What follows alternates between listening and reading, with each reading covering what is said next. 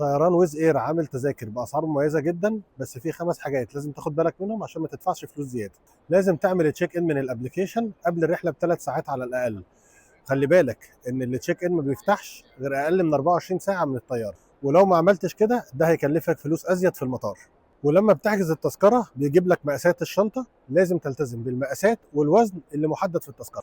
واعمل حسابك انك تبقى واقف عند الجيت بوابه صعود الطياره من قبل الرحله بوقت كافي، لان بمجرد ما البوابه بتفتح الوقت المخصص لصعود الركاب بيبقى ضيق جدا والبوابه بتقفل تاني بسرعه. ولازم تبقى مركز مع الايميل بتاعك علشان لو في اي تغيير حصل او تاخير في الطياره، دي وسيله التواصل الرسميه من ويز اير وهيبعتوا لك الاشعارات على الايميل ده.